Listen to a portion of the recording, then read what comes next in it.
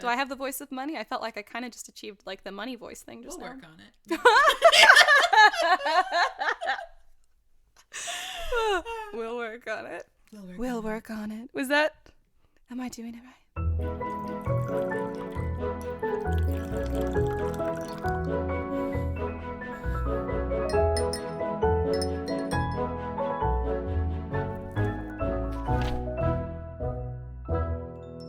Hey, so in the episode you're about to hear, I sound echoey and distant, and that's because I don't know how to set up my mic correctly. So, hope you still can enjoy it. Next episode will be... What? Better. Next episode will be better. Oh, yes. Next episode, we got it down.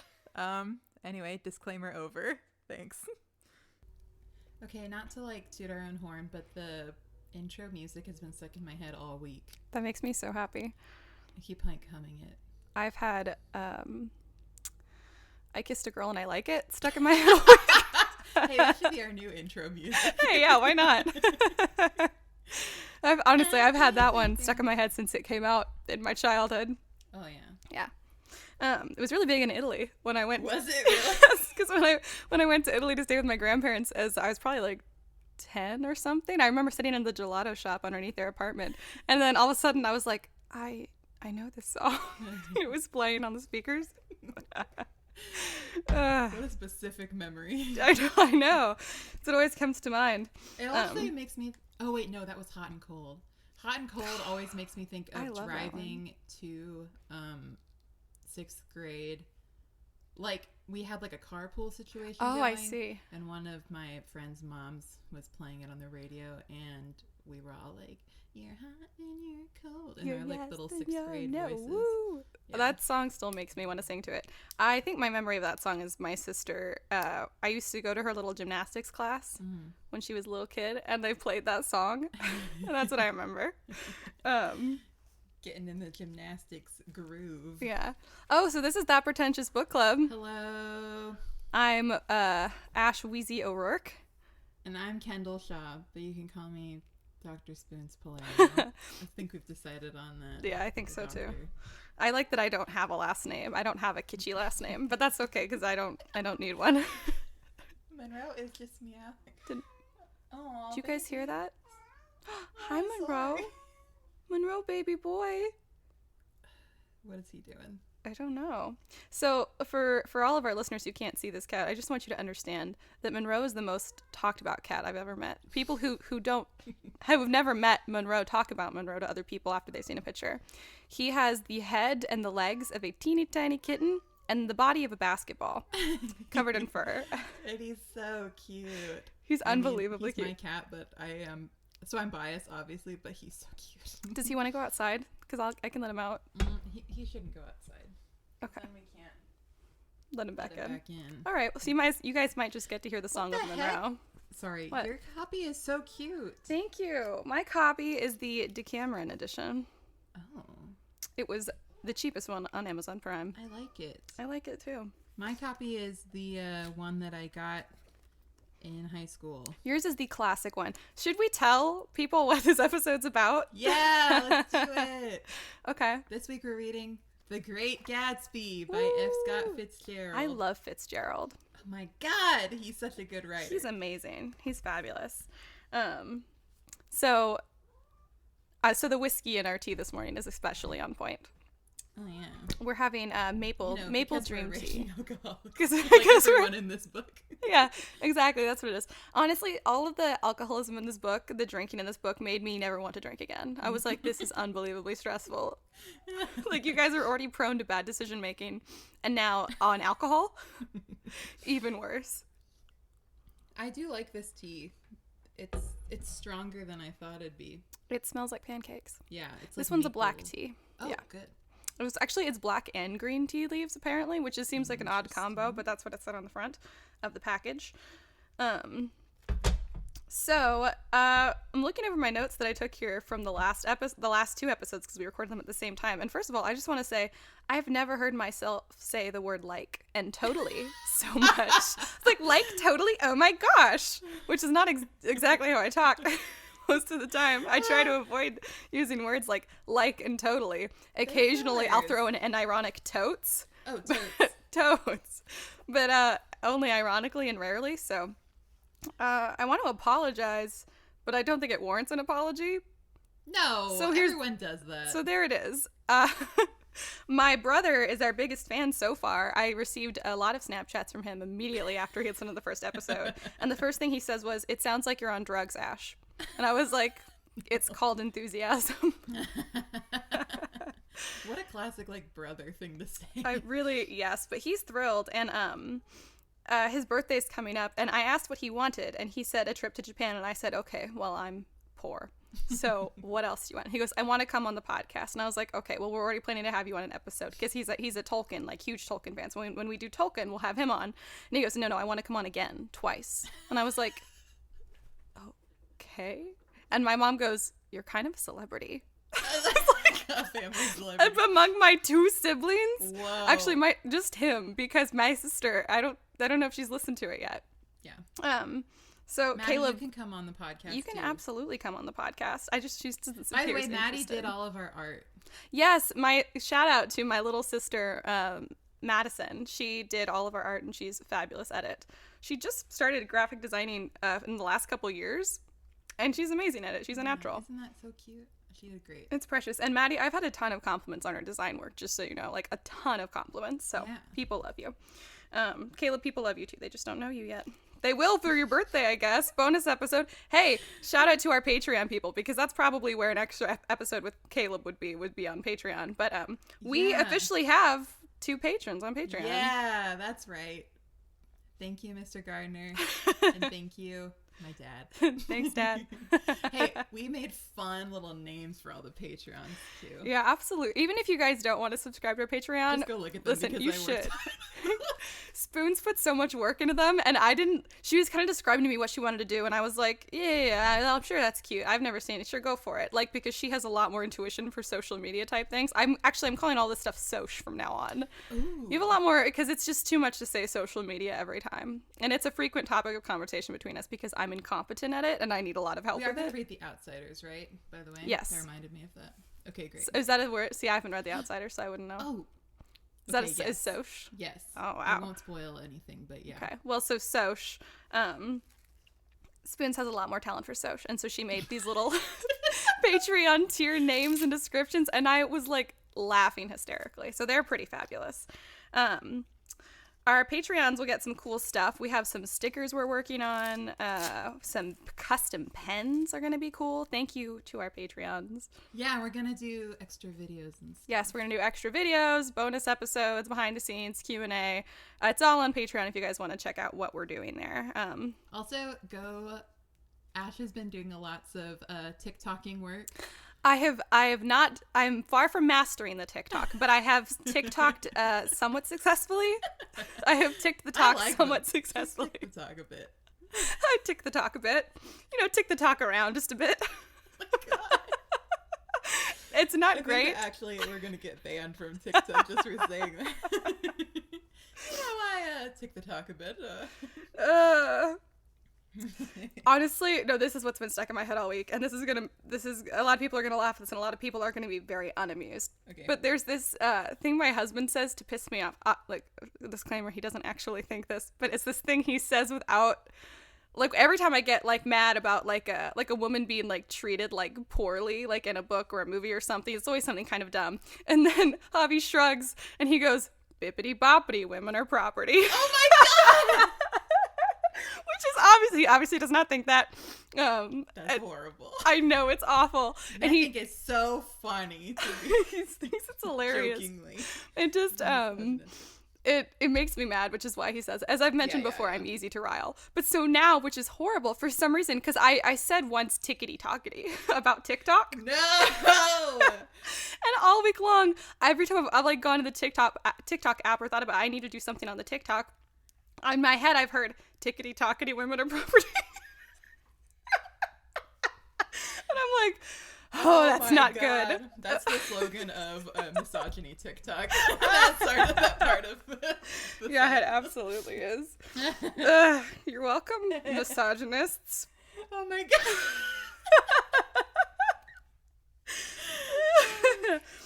Oh my God. Man. Ugh, that's so funny. Oh, Monroe, calm down a bit. Look at him. Hi, Monroe. Monroe is so beautiful. You should take a picture of him. I did.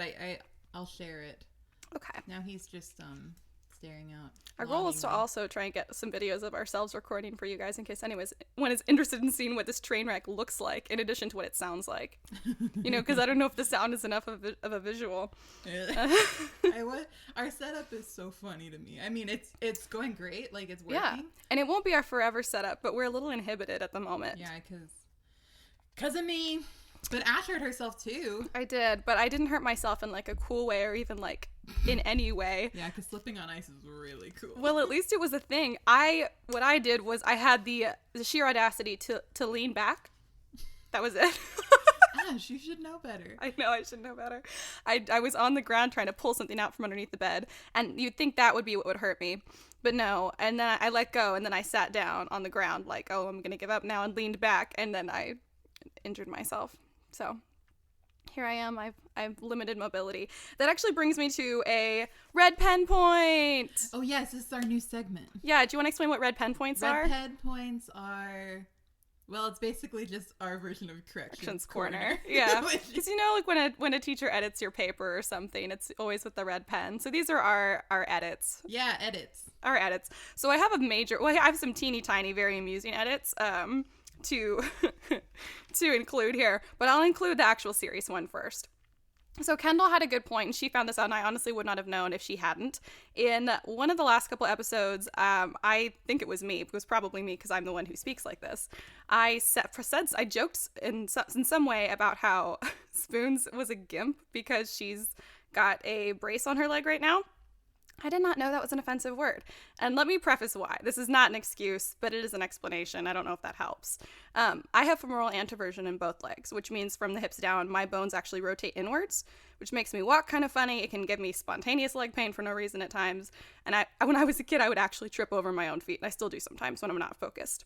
So I've been called that teasingly and seriously my whole life, and it's never offended me. However, I'm not seriously disabled. So I can definitely see how if someone who's actually disabled has been called that word, it would be like seriously offensive and insensitive. So I'm super, super sorry if anyone was listening and heard that and was like, wow, that was really awful of you to say, Ash. I deeply apologize. I did not know. I was not aware. So I'm glad that Spoons brought that to my attention. So that's my first big red pen point, and I apologize, and now we all know.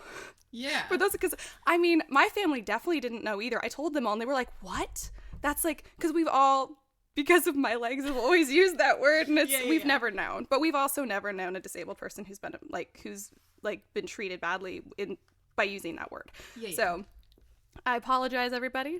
I won't do it again. I'll try my best not to do it again ever. But yeah, so I think that's our only big red pen point, unless you have any other ones. Yeah. Yeah. What are the little ones? Oh, so tell well, let me just say, shout out to Marianne and Lexi. These are two of my besties from college.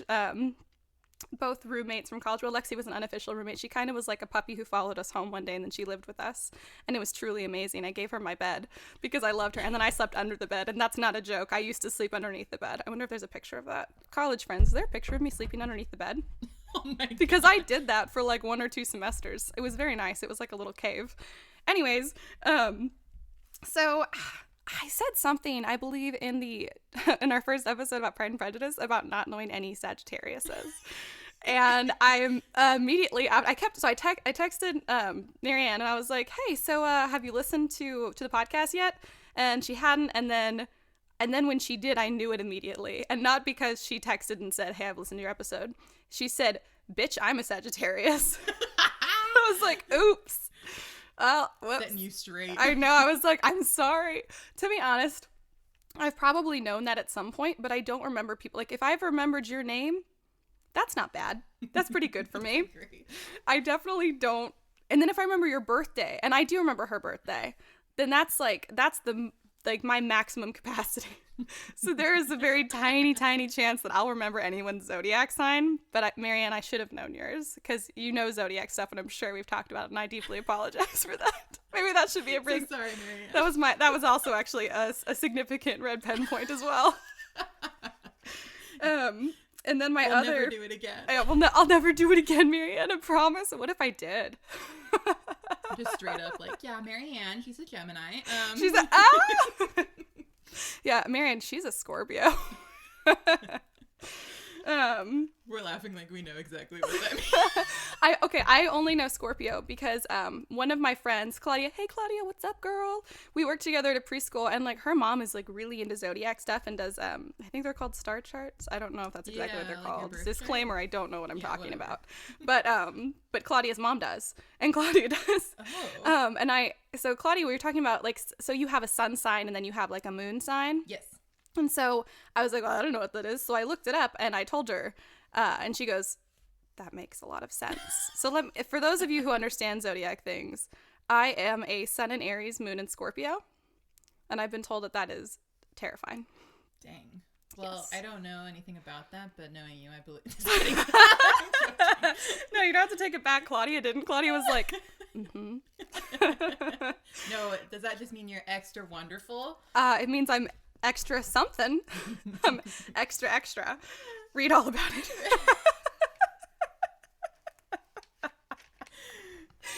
God, I find myself hilarious, and that's the Aries side of me. I don't have any Aries. Well, I mean, I'm sure I have Aries in my birth chart, but I don't. My main three are, my sun sign is Capricorn, my moon sign is Pisces, and my rising sign is Gemini. What? Oh, your rising sign is Gemini. Yes, I had to come to terms with that. I don't see any Gemini in you, but again, ow, my shoulder. Aww. I don't know anything. Ow! I should stop using my hands to speak, but I'm Italian, so it's hard. It's in my blood. Hey! And by the way, both of my mom and my brother are Geminis, so I love them. Are they? Yes. I have a lot of Gemini friends. CJ, hi. Caleb's fiance for all intents and purposes. Mm-hmm. Are you guys officially engaged? Oh my god, I'm sorry if I missed that. Did I miss that? Oh my god. When I make mistakes, I like to make them as publicly as possible. Yeah. Anyway, so my brother is engaged. So CJ, Caleb's fiance, is a Gemini. Oh, okay. I'm saying that with a lot of certainty, and now I'm suddenly doubting it, but I'm pretty sure about that. You know what? It'll be a red pen point next week. I think Claudia is a Gemini too.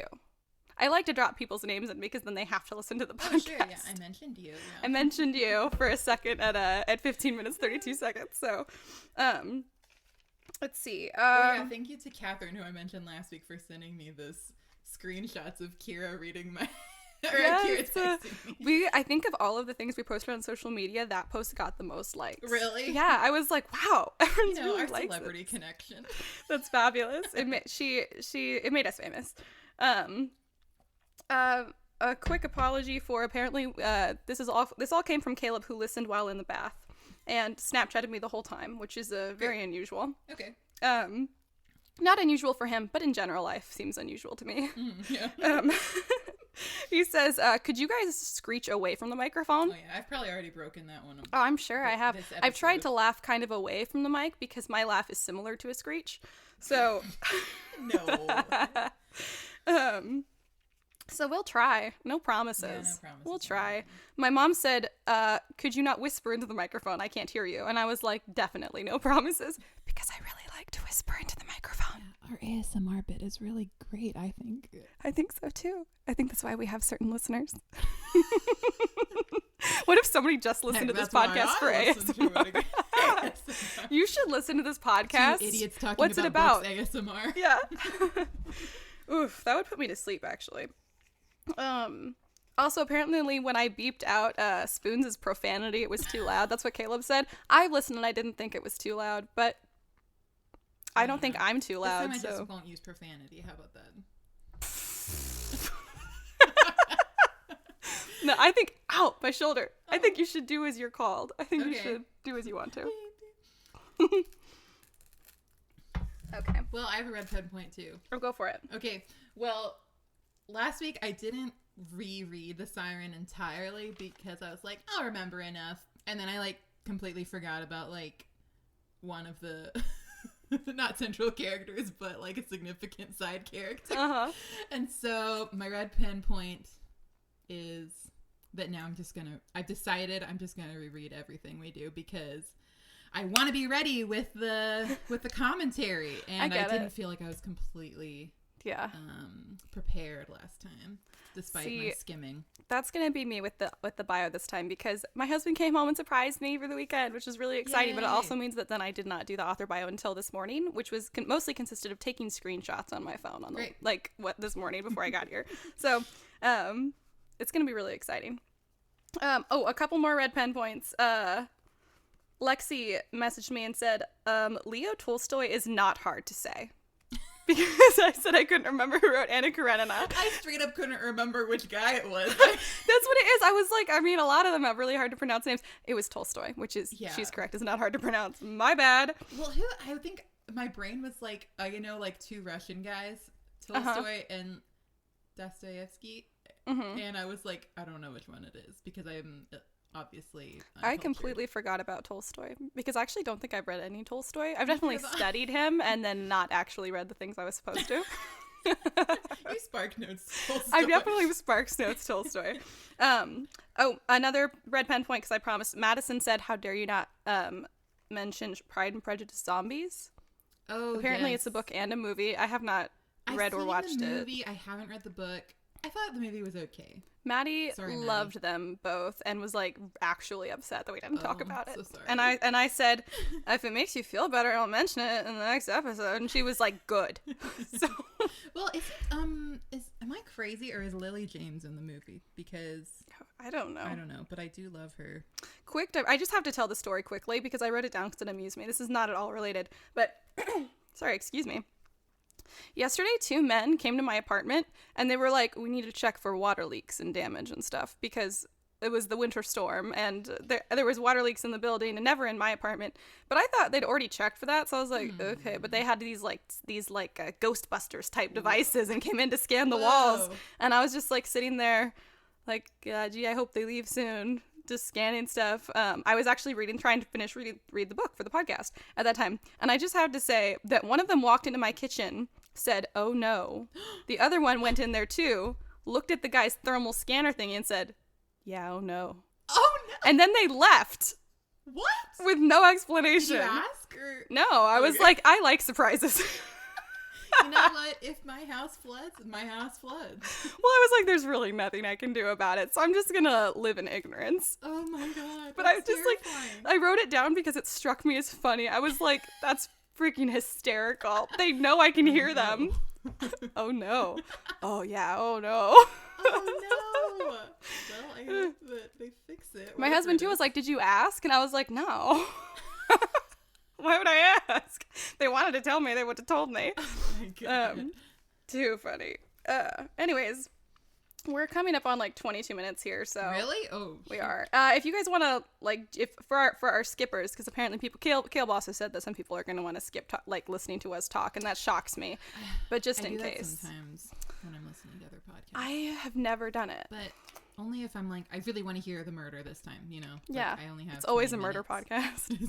Always. Sometimes it's hard to do that with my Keanu podcast because they just talk about nonsense for like an hour. So I'm like, I'm never sure when they're talking about the movie. Anyway. Yeah. So I have to figure out how to do this like skippers thing to let skippers know where they can go. But I'll try and write it down in the comments. For skippers, we're about to start getting into actual book stuff at like around 24 minutes. So. Okay. For everyone who's listened to this point, thank you. I think we're fabulous too. Thank you. You're missing all of our fun. All of our fun. Anyways, so unless do you have anything else? Oh wait, I have one more thing to do. Sorry, skippers, okay. I lied. I promised you a sticker to go on your brace. And I couldn't decide. I couldn't find a happy wombat. So instead, I found you these two, and I think they're pretty spectacular.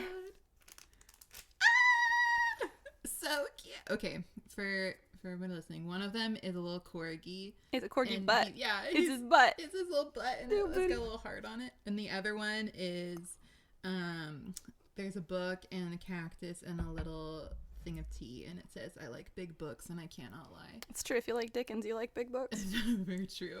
These are incredible. Thank you, my love. You're welcome. Oh I don't know God. where they'll go on your brace, but I think that You know they what? deserve an effort at it. Or you Yeah. can just wear them on like your face or something even. I'm gonna figure it out. I kind of want to keep these for like ever. So Then you're welcome to. They're like vinyl stickers, so they should I'll stay. figure it out. Okay. Thank you so much. You are so welcome. I had to keep my word there. Remember when we were excited for it to be the 20s again? Yes, I keep getting sad thinking about that. Javi and I were actually going to have like a 20s themed wedding. Yeah. And then we were like, the 20s are not what we wanted it to This be. is not as roaring as I was promised. This is not even a little roaring. It's like squeaking along the squeaky wheel on a grocery cart. That's what this year and last year have been. True. So with that, at around 25 minutes, I'm going to write that down. reasonable. For skippers, I'm going to write this down for you so I can put it down later. It's around 25 minutes and we're actually getting to the meat of the episode. Don't you love it? You know what? That's just how it is. I think that's fine. I think we have a lot of really great things to say. I mean, yeah. like really, truly illuminating things to say. God, I amuse If you don't myself. listen to the first 25 minutes of our ramblings, you're never gonna reach enlightenment. Yeah, that's absolutely right. Transcend with us. Mm-hmm. I'm actually so excited though to talk about Gatsby. Like, I have really so pumped. many feelings about it.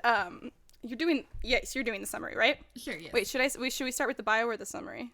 I don't remember what we did last time. Let's do bio first and then summary. Okay, So we can get bio into it. first. Good idea, because I'm looking at screenshots on my phone. So, the author of this here book, The Great Gatsby, is F. Scott Fitzgerald. Fiscott. What? Fiscott. Fiscott? I love that. Never heard that. Mr. Fiscott. So, for anyone who's ever wondered, and I actually I never wondered. I never did. You'd think, ow, my shoulder. You'd think I would have. I never wondered. I liked the mystery. Like, I like surprises. So, for the same reason that I didn't ask the men what they said no about in my kitchen, I've never wondered what Fiscott's actual name is. It's Francis Scott Key Fitzgerald. And if you're wondering, yes, he was written after the dude who wrote, The Star Spangled Banner. yes, thank you, The Star Spangled Banner, which is kind of interesting. But apparently he had kind of a love-hate relationship with his name, so he decided to go by F. Scott Fitzgerald. Anyways, he was born on September 24th, 1896 in St. Paul, Minnesota. Everybody, he's a Libra. I was Like just about my to say, husband. Does that make him a Libra? That makes him a Yeah, Libra. great. Yeah. I told Javi this morning, I was like, you're going to love this. Guess what? Guess what? And he's like, what? And I'm like, F. Scott Fitzgerald? And he's like, no. And I was like, okay, well, the author of The Great Gatsby. And he's like, okay. And I was like, he's a Libra. And he's like, why do I care about that? And I was like, you're a Libra. He goes, I know. I was like, you're really ruining this. Just wanted you to share in my enthusiasm. Fine, yeah. So, he is a novelist, very famous.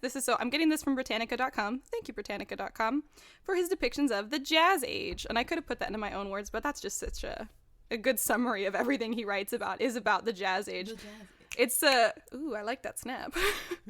It was immediately like you were wearing your jazz hat when you said that. It was amazing. I'm still picturing you snapping in my head over and over again on repeat.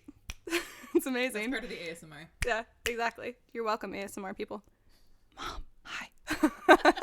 That was for Mom. Mom and ASMR person. No, she's the one who didn't like it when we whispered into the mic. That's right. Okay, so he dealt largely with the idea of both kind of like the dazzling wild party culture of America in the 20s and also the deep disillusionment of it, which are two huge themes in The Great Gatsby. Probably many people have heard of his wife, Zelda Fitzgerald. She definitely bears mentioning because she was kind of a spectacular person. If you haven't watched that show Z, I think it's on Prime. I watched a few episodes of it this week. It's good. It's very good. It's about Zelda Fitzgerald, whose life actually ended pretty tragically. If I'm correct, she died in a sanitarium in a fire. Oh, yeah. It's pretty, yeah. So, pretty tragic end, but very spectacular life. And I think that I think she played pretty heavily into his books as well.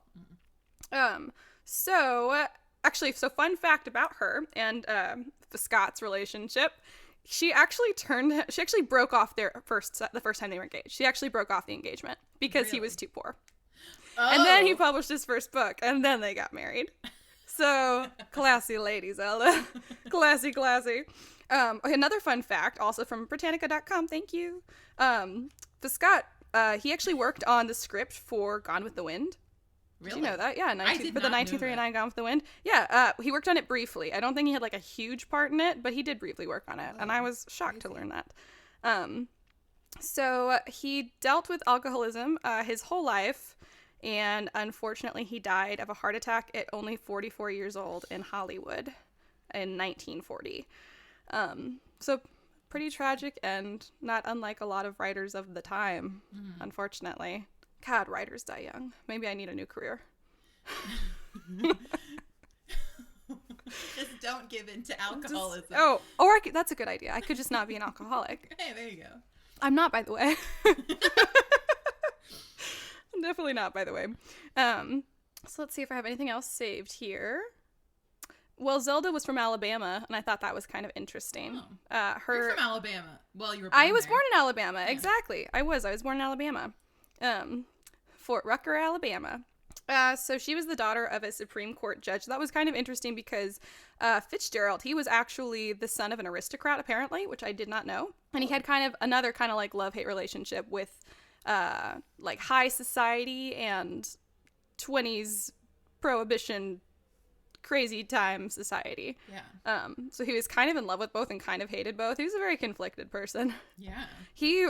As a person, he reminds me very much of the narrator in The Great Gatsby, which is not surprising. I think probably most of the time that we write books with like one primary narrator, it's probably a lot of us is in that. So very much seemed like he was kind of in the group, but kind of on the outside at the same time. Within and without. He was within and without. Was that too whispery? I'm sorry, Mom. It's just not gonna happen. It's just not gonna happen. So that's my author bio for Scott. Yay! Great job. Thank you. Now let's do a summary from Spoons. Okay. Well, I'm going off the cuff here because I was like, I got this. You go, girl. I love the book. Okay. So our narrator is Nick. Oh, and by the way, these are all going to be spoilery. Like, yeah, this is spoilers from now on. Okay. Our narrator is Nick Carraway. He is coming to New York to work in bonds, and he's from Louisville. So anyway, Louisville, Kentucky. Louisville. It's Kentucky, right? Yes. I'll look it up. Keep talking. I don't know. I'll double check. Yes, I'm pretty sure, but I'll double check.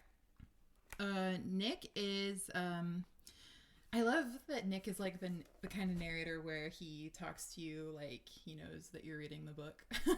Yeah. Like, also, it is Kentucky. Great. We're not completely stupid when it comes to geography. Fabulous. And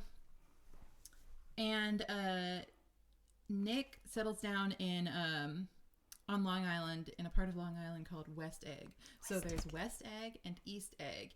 And East Egg is like all the old money. That's where all the people who have inherited wealth live.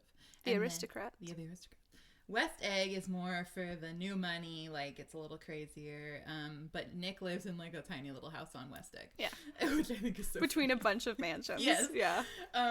So Nick's cousin Daisy lives in East Egg. Second cousin Daisy. Yes. Yeah. Yes. Sorry, that was a fun fact to me when I read the book. I'd already watched the movie first, and I was like, oh, they didn't say second cousin. Yeah, they're second cousins. So they know each other, but not like super well. I'm getting the vibe of.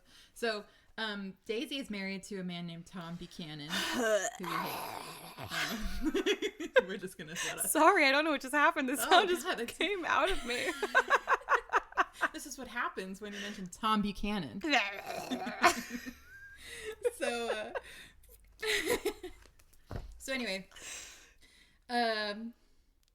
Yes, so Tom sucks. Daisy and Tom are friends with, mostly Daisy is friends with a golfer named Jordan Baker. I love her. I love Jordan. Okay, She's I was a hoping hoot, you would like a Jordan hoot and a half. I love her. She is. I love her. So Nick kind of gets like, you know, plugged in a little bit with them. Tom is having an affair, and he's cheating on Daisy with this woman named Myrtle. Myrtle Wilson. Pretty obviously. He's not... Not everybody knows. It's not a secret. Yes, like she'll call him at dinner kind of situation. So Myrtle is married to a man named George, and they live in Poor George. this kind of in-between place between like Long Island and the city. And it's like this ashy, barren wasteland, essentially. Did you say ashy? It's full of ashes. She's always there. Yeah, it does sound like hell. Sorry, Caleb, you screeched into the microphone again. Okay. I'm not. And so, yeah, so Tom sucks. He's cheating on Daisy with Myrtle. George is oblivious thus far. So anyway, Nick kind of gets caught up in their lives. But he also has a neighbor. His neighbor has a huge, like, mansion. He lives right next door. My heart is a-fluttering because I know where you're going. His Continue. neighbor is a man named Mr. Gatsby. And Gatsby hosts these like crazy wild parties Does not every sound like my weekend. thing. They are like extravagant, like everybody goes. Nick ends up getting invited to one of Gatsby's parties. And he's like, I'm the only one who's invited. He realizes once he gets there. Everyone just shows up. Yeah. But he was specifically asked by Mr. Gatsby to come. Ulterior motives. Yes. And so Nick shows up at the party, meets Jordan at the party. Everything's going crazy. It's like a really fun, wild party. Ends up meeting Mr. Gatsby. And Without knowing it. yes, Old sport. I love that. He's like, no, I'm Gatsby. Yeah, Gatsby has this thing where he calls everyone old sport. I love it. I love it. I think we should bring it back, old sport. Yeah. I agree with you, old sport. I love the way Leo says it in the movie, too. Oh Old my sport. gosh. Absolutely. The way he says, I have a lot to say about Leo in the movie, actually. And I'm not like a giant I know people, like a lot of people are obsessed with him. Yeah. I think he's great. I've never been like super interested in him, but this movie has changed my mind. I am all about Leo, especially as Gatsby. I will talk about that later. Continue with your summary. We'll definitely talk about that. Oh, I can't help but talk about it. Okay. Anyway, long story short, Mr. Gatsby, I'm just gonna call him Gatsby. Gatsby ends up like talking to Jordan, and there's kind of like a little plot going on where he wants Jordan and Nick to talk about something, and Jordan's like, oh, I've got something to tell you, and Nick's like, okay. Nick ends up hanging out with Gatsby a couple more times. They like go up in his plane together. Then he meets his work associate, Wilshire. Oh my god. And Nick's kind of like, what is going on with Gatsby? Like, nobody knows the truth about him. Everyone's just making up rumors. Like, oh, I heard he's related to so-and-so. I heard he killed a guy, blah, blah, blah. Nobody knows where he got his money, like who he is, anything. So it comes out that when Jordan tells him what's going on, basically Gatsby and Daisy used to be an item 5 years ago. And Gatsby specifically moved across the bay from Daisy just to be near her and hopefully like get back with her, because and you'll remember Daisy is a married woman now. She is. And she has a daughter who we barely see. Poor Pam. I think her name's Pammy. Poor so sweet darling Pammy. I know. She's in the book more than the movie, but only by like one sentence. Yeah, she's got like 2 lines. Poor thing. Poor Pammy. And so basically, this has all been an elaborate plot to just be near Daisy again. Yeah. And so Gatsby has a request of Nick, and it's to, can you invite Daisy over for tea so that I can, pop in? I just have to say, Nick is like struck by like the modesty of such a request. Yes. And I'm like, I don't think that's a modest request at all. You're saying not only do I have to invite someone to my house, gross, but I also have to have you over too, and you're about to put me in the middle of like a marriage affair, like. well, this is a big request. And Nick's like, it's no big deal. Wow, such a tiny favor. And he acts like it's like this big ask. And I'm like, it is a big ask. I would not. People coming over to my house. You have to like clean and stuff. No, thank you. Well, Gatsby takes care of that. Oh, he does. He certainly does. Gatsby's like, yeah, I want But then to also cut the like, grass. hey, you don't mind like helping me break up this marriage, right? And he's like, yeah, no big deal. I think that it would have been a bigger deal to Nick if he didn't already know, like if he wasn't already in the middle of it. Yeah, that's because true. And if Tom Buchanan hadn't already like been like, I think at that point he'd already introduced him to his mistress unashamedly. Nick, like he's hung out with her all night once. So and Daisy had already told Nick that she's pretty unhappy. Yeah. So he probably was more on her side anyways about it. Yeah. Nick like continuously just kind of hangs out with Tom even though he kind of doesn't like him. Nick is so interesting. He is so... I have a lot to say about Nick. Yeah, for real. Absolutely. Continue with your summary. So anyway, this freaking scene in the book when they finally... Daisy comes over for tea and Gatsby comes over for tea. It is so painfully awkward. Gosh. I'm like, Gatsby, get it together. And this is when you realize, like, oh, all his, like, bravado, it's such a front. He is a baby. Like, such a baby. Oh, my God. He's straight up like, I gotta go. Like, he's, like, 1 minute late, and he's like, she's not coming. I have to go. No, not even. It's, like, 2 minutes till, and he's like, I'm leaving, like, right now. And just, ridiculous. Like, oh, my God. I love the description of him then going around the house and showing back up at the door soaking wet with, like, just, like, his eyes are, like, described, like, just perfectly. Amazing. It's crazy. I felt like Leo did that scene exactly yes, how I looked it's in one the of book. my favorite scenes in the movie. Like, they did it perfectly. They did so... his It's expression, so we were just like, yep. I like that Nick was like, you are being rude. You are just being legitimately rude to Daisy right now. Me too. That's one thing I like about Nick. He will tell you, like, what he thinks. I like it too. He's not aggressive or pushy at all, but he's also like... He's not, like, just gonna, like, hands off entirely. And, you know, he mentions that at the beginning. He's like, I'm just terribly honest. I'm very honest, and I will always tell the truth. He is. And he also says that he's not, that he really, like, he's not prone to judging people. I guess that his father, like, wasn't a judgy person, and that he's also just been raised that way. He's like, it's not his first instinct. Yes. Yeah. And my dad takes that issue with that because my dad, we've been talking about it like all week. Because really? My dad loves this book too. Your dad was an English teacher, wasn't he? Yes. Yeah.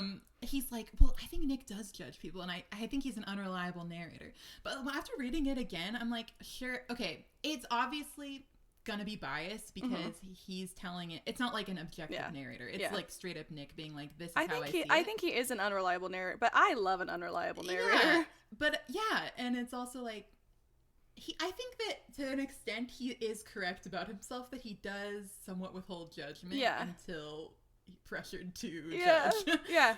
But I don't know. That's just me. I think he's an unreliable narrator. Because I think most narrators that are from one person, if they're going to be like an honest depiction, it should be unreliable because people are unreliable. Yes.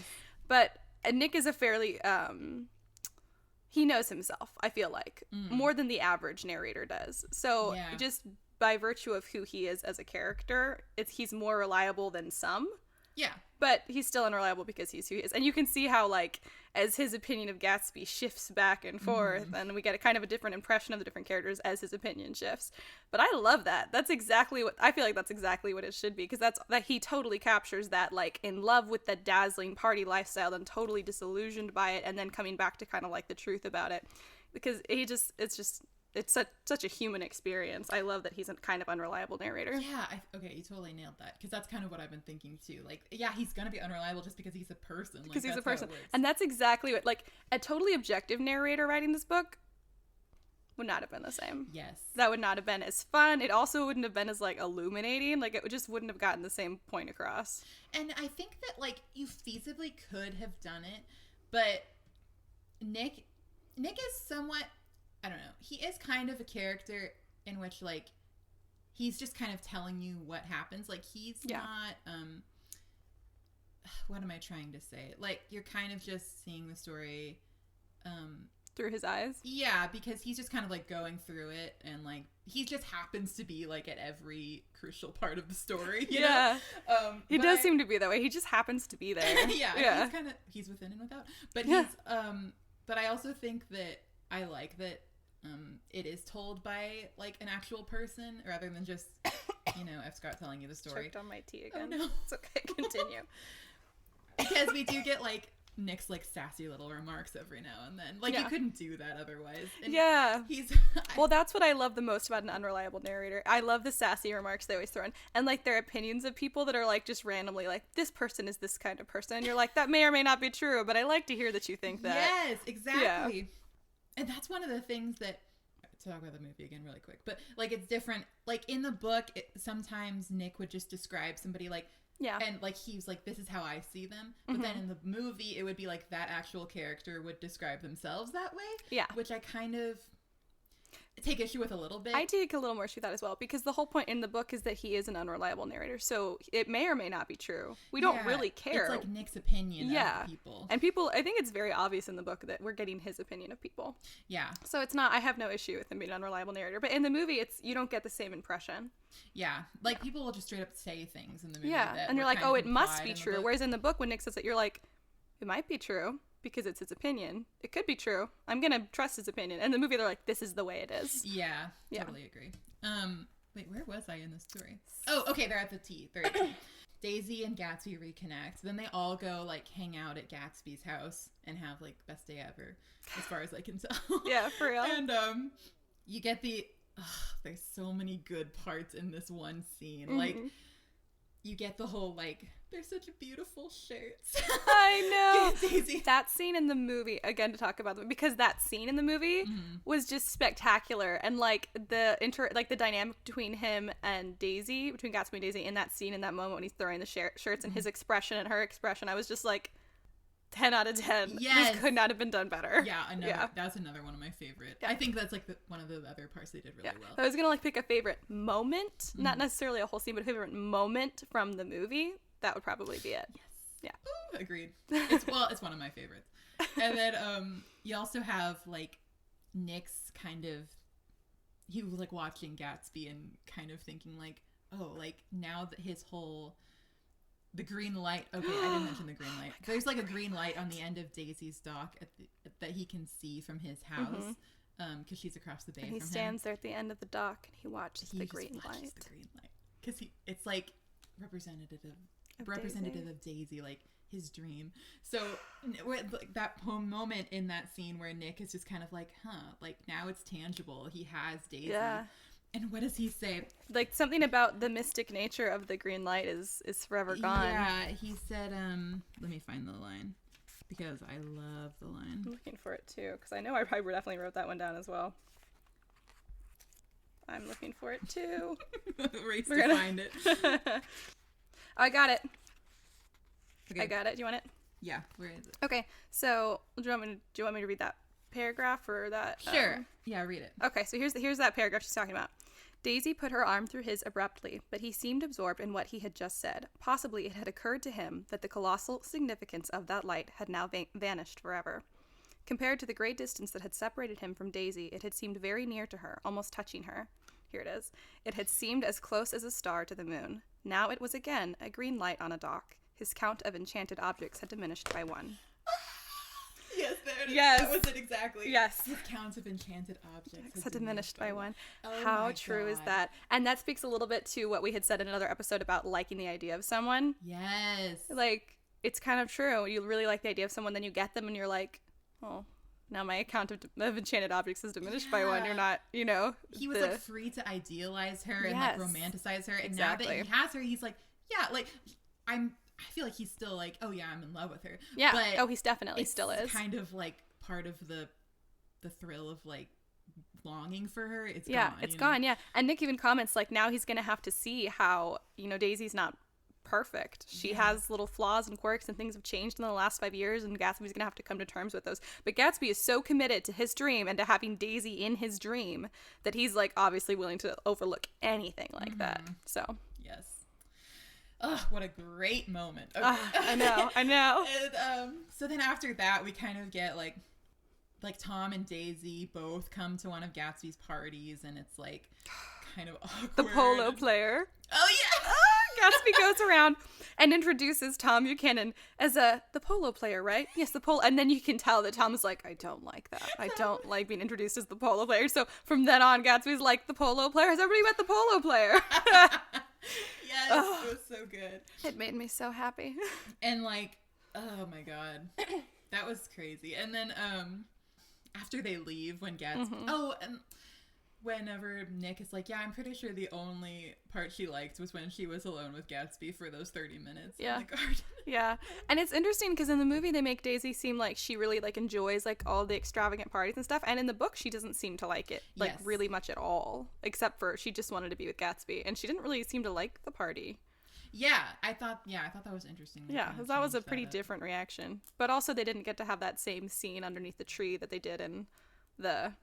Right. Which I liked a lot. That was kind of like, that was more like how in the movie they were just like, we're just going to spell it out for you. That's exactly what it was, yeah. Because that's kind of like what they're both thinking, but it's more like Nick's thinking that's what they're thinking. And anyway, so that was kind of a interesting scene. And then, blah, blah, blah, Daisy and Gatsby kind of like canoodling a little bit. And then... canoodling. Then we get... I'm just gonna skip ahead a little bit. The drama of... Go for it. We're here for the drama. They're all invited over to Daisy's house, and it's so hot. It's the hottest day. Oh my god. Listen, they're saying this, and I'm thinking, you're in Long Island. How hot can it be? I keep thinking that too. And I know New York does get pretty humid. Yeah. But I'm like, okay, I bet that's not that hot. We get like 105 with like 100% humidity here. So I'm just like, could it really be that hot?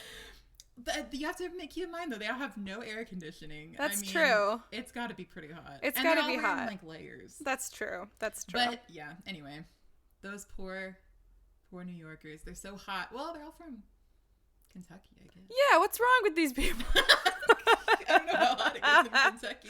I don't know. Who knows? Anyway, it's terribly hot.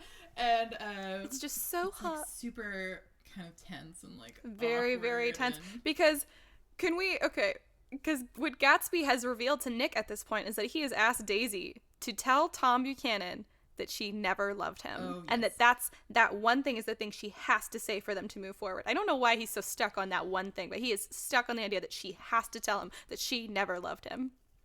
Gatsby is so weird. And he's such a child in some ways. Like that's in such like a childlike mindset. Yeah, he can't like shift his perspective. He cannot. Well. He is totally immovable on that point, and is just not gonna see that it's unreasonable. In his brain, that's the truth. He's like, well, Daisy's been in love with me this whole time. These last 5 years that she's never heard from me, basically. Once we get back together, it's just gonna be perfect. And he can't like. And and Nick says, you can't get the past back, right? You can't relive the past, and he goes, yes, you can. And then you're like, Gatsby's a little crazy. Here it is. He really is a little crazy, because he truly thinks you can. He goes, he even wants to go back to her home in Kentucky. It's Kentucky? Yes, I think. Yes. And go back and get married there at her family's house, just like she and Tom Buchanan did. Like, he literally wants to go back in time and pretend the last 5 years never happened, which is problematic in a lot of ways, not including necessarily, well, including, but they don't point it out a ton in the book when he meets baby Pam, like very, very briefly, and it's very uncomfortable, and you can see that it's so uncomfortable. He like, I think I wrote it down. He basically he shakes the little girl's hand, and he looks at her like he until then he hadn't really believed she existed. Yes. Yeah. He's kind of like, oh right, like this isn't she part has of his child plan. With that man. Exactly, it's not part of his plan. And then, but I also thought it was interesting, like Daisy is like, oh yeah, she takes after me, like kind of trying to be like, she's my daughter, like, not Tom's daughter. Not Tom's, yeah, exactly. Because Daisy is complicated, I think. Daisy is also kind of a child. Yeah. It's true. She really is. Yeah. God, everyone in this book is crazy. Dude, that's what I kept thinking. I was reading that. I was like, every single person should not be allowed to make any decisions in this book at all. Maybe Nick, kind of. More because he doesn't seem to have the potential to do great harm. Yeah. I don't know how great he really is at decision making. We don't really get to see his personal life decision making that much. Yeah. Well, he's definitely a little disillusioned, but it doesn't seem to the extent that these people are. And even if he was, he's not going to tell us. Yeah, that's for real. Unreliable narrator. Absolutely. Yeah, so they all go out to town. But by this time, Tom has kind of like caught on that Daisy and Gatsby are, kind of an item. And so he's like getting weird about that, obviously. And so he's like, so Daisy and Gatsby go to town in Tom's car, and Tom drives Jordan and Nick in Gatsby's car. And they stop for gas. They stop for gas, yes, at Wilson's. And Wilson, by this time, has also figured out that Myrtle is cheating on him, but he doesn't know who with. And he's like, yeah, we're going to go out west. So at this point, Tom is like kind of freaking out because his mistress and his wife are both slipping away from him. I'm sorry, but the nerve to think that you get both. Tom sucks so bad. Oh, and you know what kills me is like, this is really weird. Because I've heard this book talked about a lot and I've never read it. So my impression going into it, I've heard poor Tom. Really? Yeah, I've heard that a lot. I've heard Tom was so conflicted. Tom had so much, he went through so much. Tom's ending is so tragic. And yes, it is in a sense. But like, I've always heard Daisy is so foolish. Daisy's the problem. So I went into this thinking Daisy's the problem. And I was like, well, she's part of it. But oh my God, Tom is like almost irredeemable. There's like nothing going. You're like, you deserve what you get. It's tragic, but you deserve it.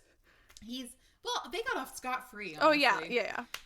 Tom is like, he would deserve what he gets. Not only does he cheat on Daisy, but he also hits Daisy and Myrtle. Yeah. He's also racist. Abusive, racist. He's the worst guy ever. Exactly. He really is. He sucks, and he never, ever changes, ever. No. It's just he's infuriating. So that was weird, because I was like, I've heard. Weird. I wonder who told you that. It's not somebody who's told me. I've just heard conversations from like other like people who are reading the book who've been talking about like what a big problem Daisy is, and I'm like, are really hard on her. Yeah, and she is a problem, but hers is more out of like a strong naivete than like a I deserve the world, which is Tom Buchanan. Yes. Yeah. Daisy is. My opinions on Daisy go back and forth. I have a lot of... I obviously don't approve of Daisy. It's hard to approve. Okay, well, let's get through it, and then we'll explain why. Then we'll talk about the characters. I'm almost done. Sorry, I've probably been talking for 30 minutes about this. They're all going to town. So they stop at Wilson's, blah, blah, blah. Myrtle sees them in Gatsby's car. This is important. So then they go to town, and then everyone is acting really weird, and then it comes out. All hell breaks loose. All hell breaks loose. This scene is... I think that was my favorite scene in the book. It is wacky. Oh my gosh. Gatsby... Everything's really awkward, and then Gatsby kind of lets it loose, like... She never loved you. Yes! She never loved you. She's always loved me. And Tom's like, what the fuck? Yes! Tom is like, okay, what?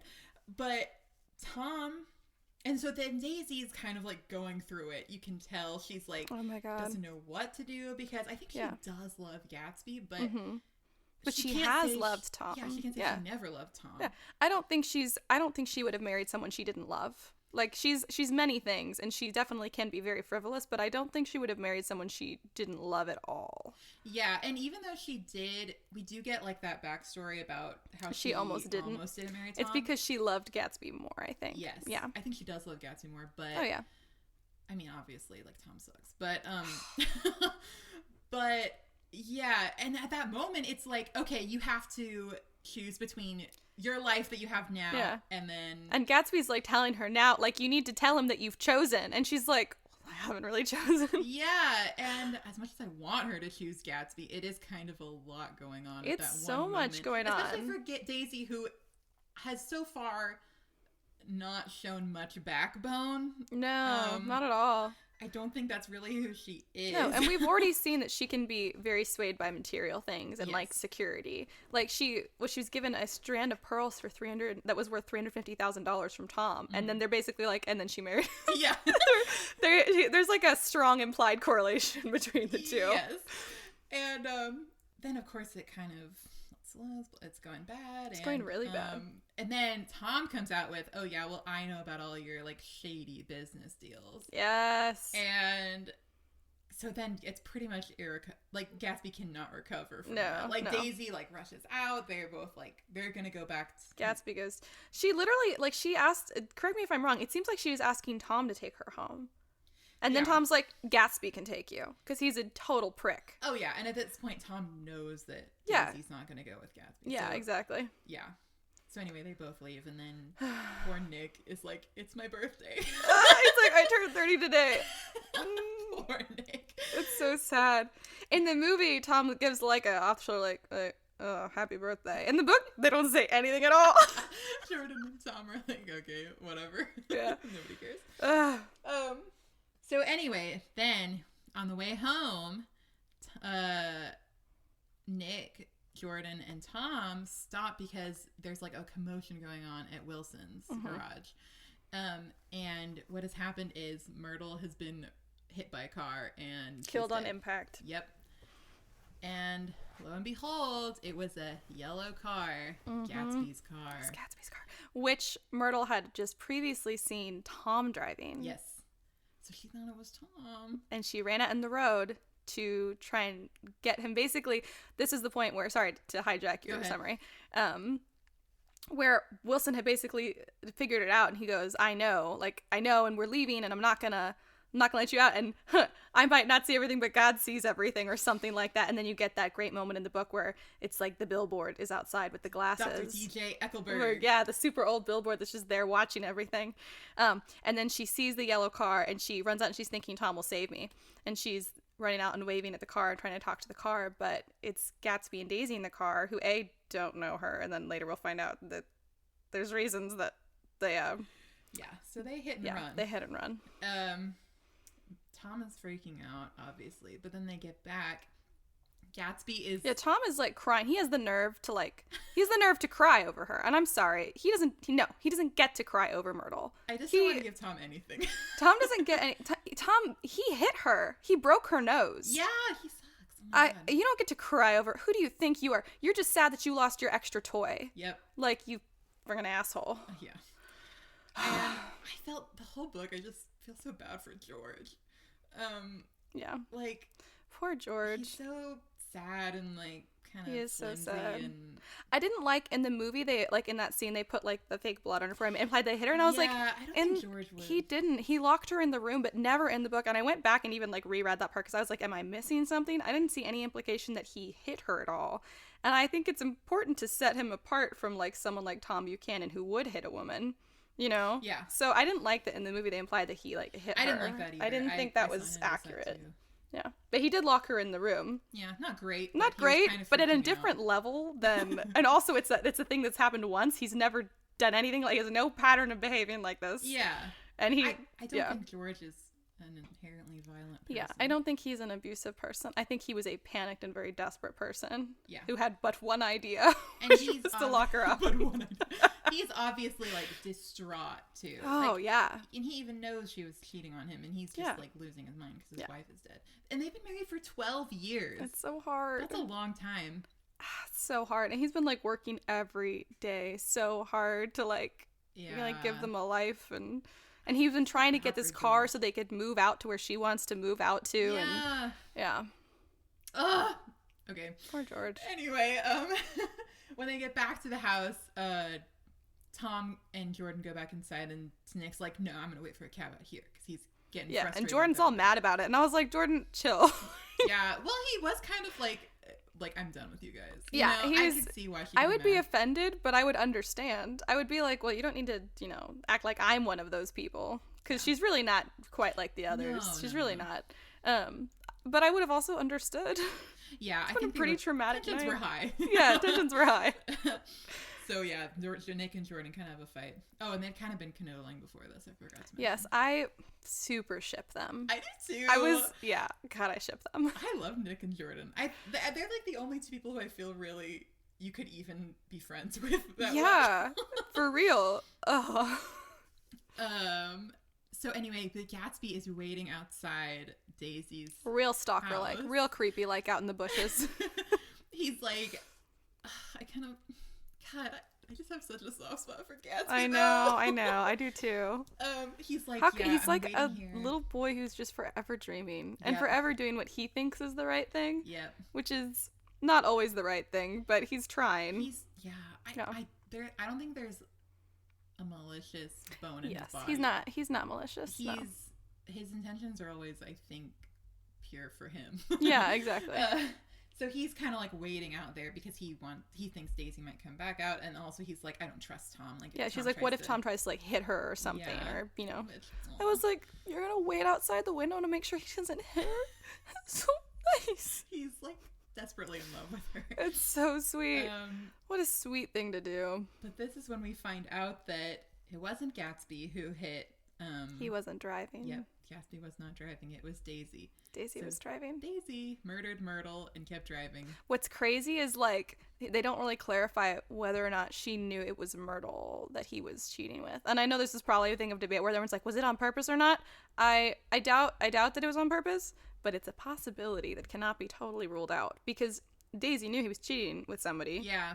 She could have known it was Myrtle. We don't really know if they knew or not. I don't think she knew, but I don't think she knew either because Myrtle also like she gets nervous when like Jordan and Nick and Tom show up originally in the yellow car because she's like obviously thought that Jordan was Tom's wife because she's never met the wife. Yeah. So I don't think Myrtle's ever seen her, but you never know for sure if Daisy knew or not. I don't think so. I think it was an accident. I don't think she knew. Yeah. But like just like the coincidence. It's a coincidence that like strong. You could be like, well, there's motive. But yes, I'm pretty exactly. sure it was an accident. I don't think Daisy would intentionally. I don't think she would either. I don't think she cares that much, frankly. No. I mean, she doesn't even like Tom that well. I guess she does, but not enough to murder. Not enough to murder. Especially when she has a Gatsby. But I just like, gosh, the wife ran down the mistress. Yeah, it was ironic. Yes, exactly. It was ironic. It was very darkly ironic. Yep. Yeah. So, but Gatsby is like, well, of course I'm going to take the blame for it. Like, if anyone finds out, like, he refuses to give up on Daisy, basically. Yeah. Oh, my God. Yeah. We're almost done. So, anyway, Nick goes back, like, early the next morning, I guess, and Gatsby back at his house, and they kind of hang out for a while. Yeah. And first that Nick says that he'll check he'll check on Daisy for him, and then when he goes in to check on them, he doesn't even like get involved or say anything, or I don't even think they see him there because it's Tom and Daisy are sitting at the table like a plate of cold fried chicken between them, and they're talking and obviously like reasoning together, and like Tom's like got his hand on Daisy's hand, and they're like in cahoots, and like it's very much implied that she's told Tom that she was the one, and what are they going to do about it? And it's like it's done. Like there's no way Gatsby is getting Daisy after this. Yeah, like, for real. But she's already turned to Tom, which is wild. Yeah. Nick doesn't say anything, obviously. Yeah. And so then the next day, Gatsby is kind of like, yep, she's going to call me. And I'm waiting for her to call me. And this cursed day. Anyway, but then when Nick leaves, that line where he's like, you're the best, you're better than all of them combined. Yeah, than the whole rotten lot of them or whatever. Yeah. Yes. He's like, I'm always glad I said that. It was the only compliment I ever paid him. Oh, God. I know. That's when I start crying. I know. It was really sweet.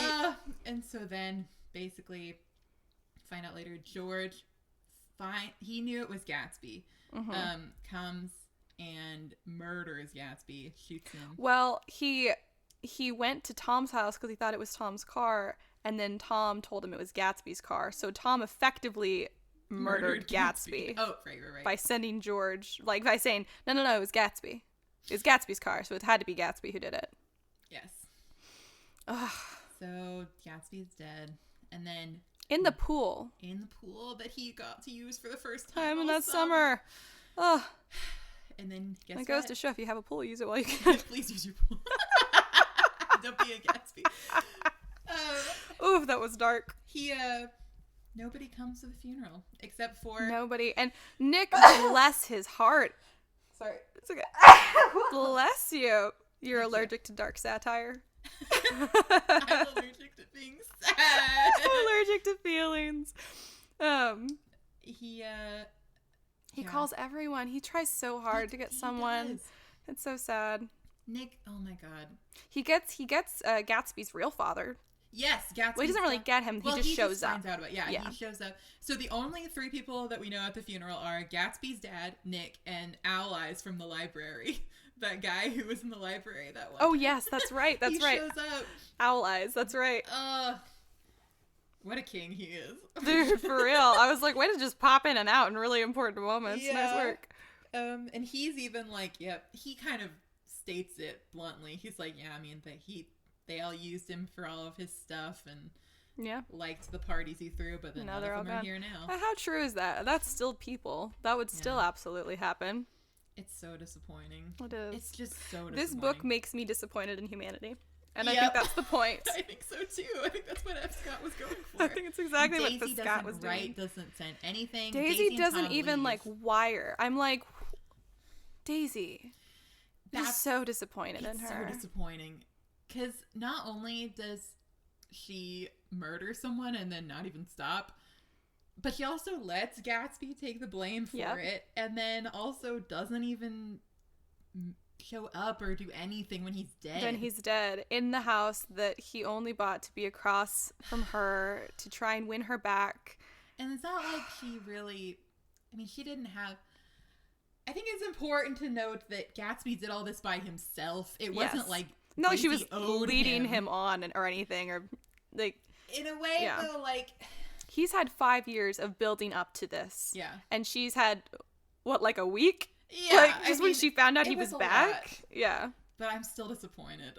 I mean, it could have been great. Bare minimum, she still owed more to him than what happened. But yeah, I agree. Yeah.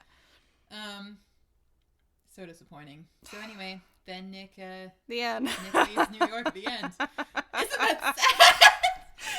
It's the worst. One of the things that, oh God, I just love this book so much. Can I ask you a question? Yeah. What happened to his dog? Because in the first couple of pages, Nick's like, yes, I moved out to Long Island, and I had a dog briefly, but it ran away. And that's it. That's all we hear about. You know the what? dog. Dogs are not well taken care of in this book. That poor dog. Oh, I know. Myrtle's dog. I'm like, what? When she bought it, like, from the taxi window, I was like, how are you going to take care of it? Yeah, you can't take that dog home. Not always at the apartment. You're just going to leave it there? I know. I was immediately upset. I was really like, you can't do that. I know. Poor thing. Yeah, but all Nick says about his dog is, I had it for a few days until it ran away. It's like all one sentence, and it's gone, done. What was the point of that? I don't know. To be like, just so you know, this book's going to be real depressing. Don't worry about it. Everything ends. And everything ends almost before it starts. Ugh, that's so sad. You know what gets me about this is like, okay, my opinions. Okay, should we just talk about characters then? Because all my thoughts now are about specific characters. Yeah, let's go for it. Yeah. Do you have something to say? I've been talking a long time. No, I have just things to comment about the book, but they're not specifically character related. Well, so I read this book in high school, and when we read it in high school, we did the thing where we had to like take notes in it, and so I was like, I gotta get back my old copy so I can read all my notes. Turns out it wasn't as fun as I thought because a lot of my notes are like insipid. I'm like so annoying in high school. What do they? Oh, I have to hear a good. Ow! I have to hear a good one. Some of them are just like stupid. Like I was such an. I don't know. They're just like, oh my God, or like, wow, I can't believe that. Or that's like, what half of mine look like too. I'll just like be like. I should draw angry faces a lot in my margins. But one of the things, a lot of them are just like me being mad at Tom. No one wants you, Tom. I like that you write the way you talk. A lot of what I am grateful for is that it kind of refresh my memory about how I felt about everything, like when I first read it. Wait, can I first, before I forget, ask you to please take a picture of that page where you wrote "No one wants you, Tom," and we'll put it on social. Sure, I'll find it. Basically, what I remembered and what I discovered again after reading my notes was that I was a huge Daisy stan at the beginning of the book. A Daisy what? A stan. What? A fan. A big fan of hers. What is stan? A stan is like when you go beyond being a fan and you're like, I think I don't understand. Stalker plus fan. Oh, I see. I see. It's stan. I was like, where do the extra two consonants come from? So I loved Daisy when it started, and then I think what happened was I was so disappointed that I went from like, I love Daisy, I flipped on a dime and I'm like, I hate Daisy. And so like after all this stuff happened, because I'm such above all a Gatsby stan. So stan. Yes. So like, oh my god, I love Gatsby. Do you? Which is, I know he's crazy. Like, he's a lovable crazy. Yes, he's crazy a little bit, yes. But he's so kind. I don't think that... I know. Yeah. Everything he did was... I mean, honestly, like... Sorry, I lost my train of thought. He's relatively pure. Yeah. Yeah. He did not do everything right by a long shot. He didn't do everything right, but... relatively pure.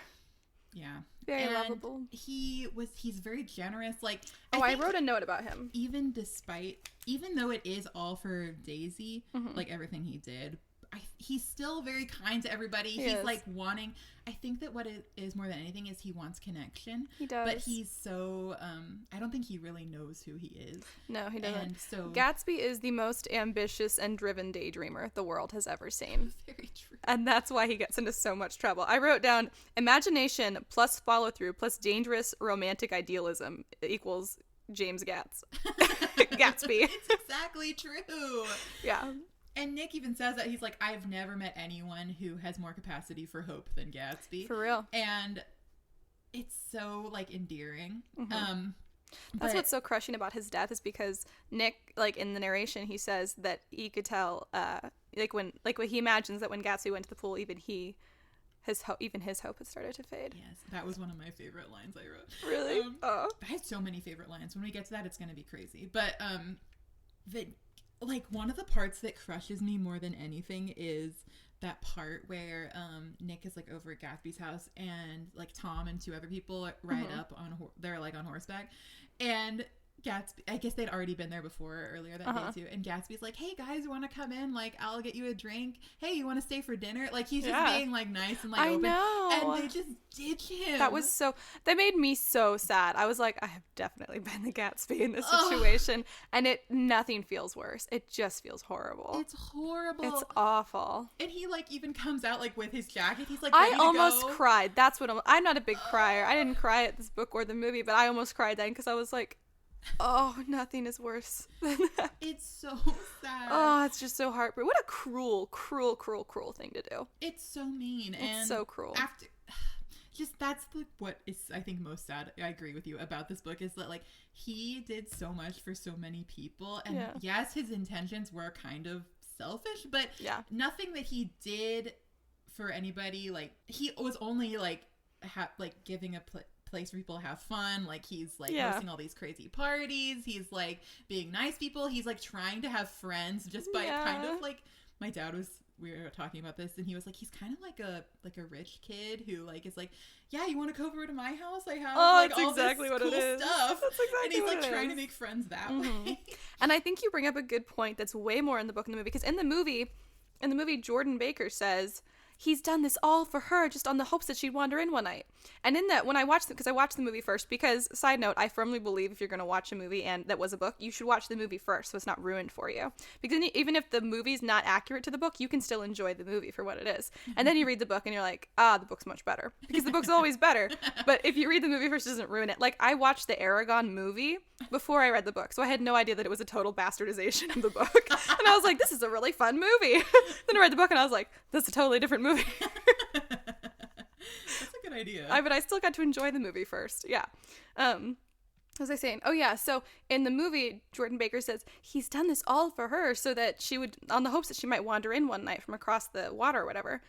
But in the book, no. There's like, Nick kind of says something like maybe he did it hoping maybe she'd show up, but it's not really confirmed, and I don't really believe that hypothesis at all. I think it's more like what you're saying. He's just desperate for connection. He just wants to be accepted in this world, in this position, in this role that he's kind of tried to morph himself into. He just wants to be a part of things. Yes.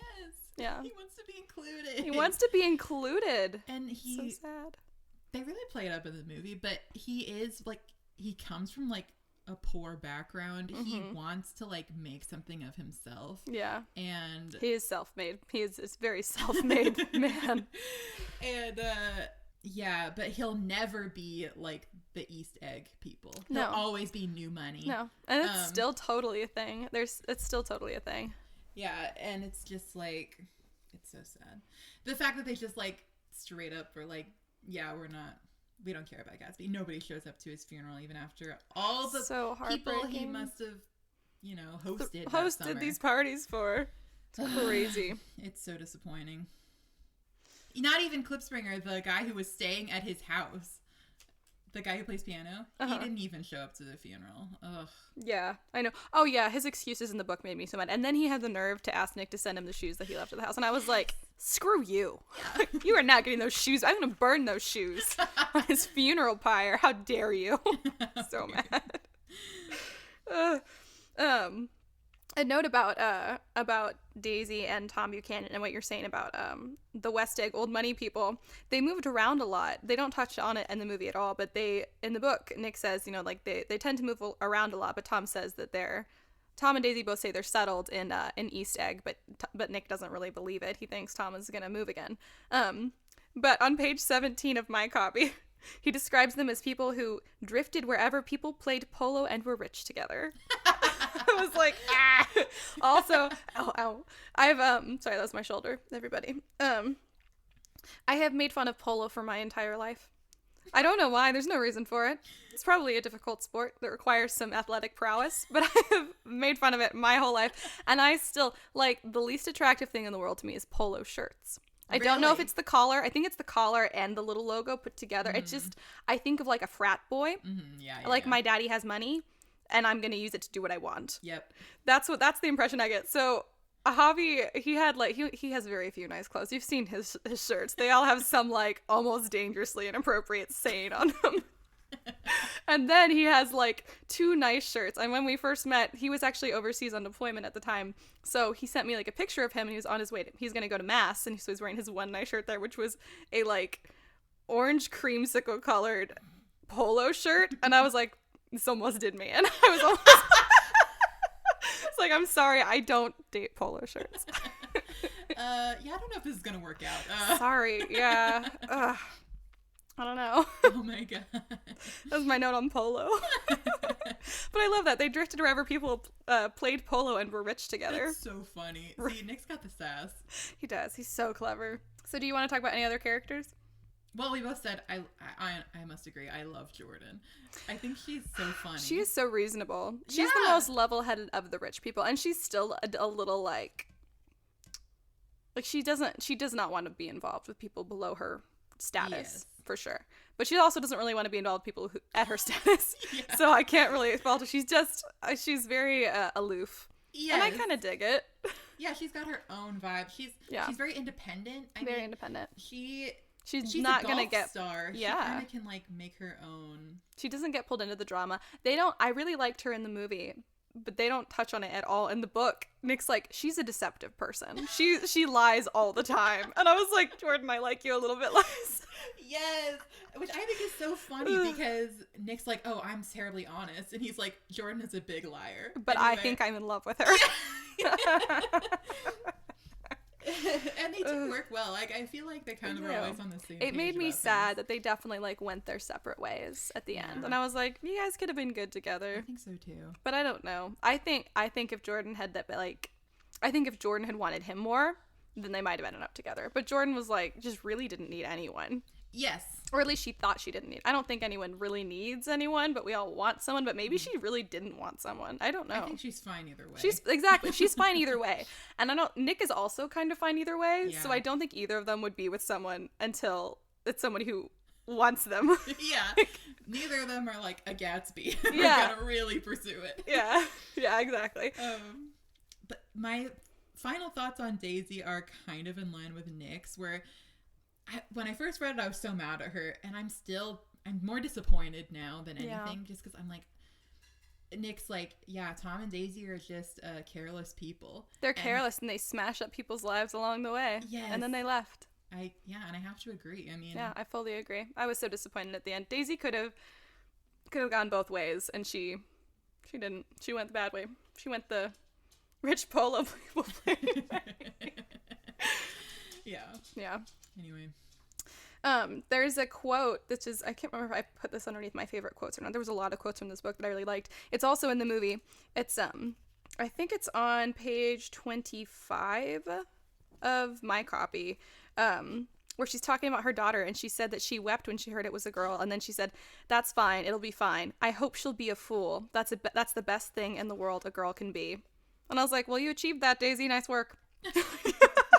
That line is so... It's really poignant, actually. It's so... I immediately was like... First of all, I thought about real life, because I was like, that's still freaking true in so many ways. But also, it made me think about Lydia, who we talked about in Pride and Prejudice in episode 1. And I was like, that's what I was saying when I was like, I hope she doesn't really come to understand her situation. Because she's a fool now, and she'll be happier if she stays a fool. As soon as she becomes aware of this, she's going to be miserable. Yeah. So yeah, in a sense, in a world where there's only so much a girl can do...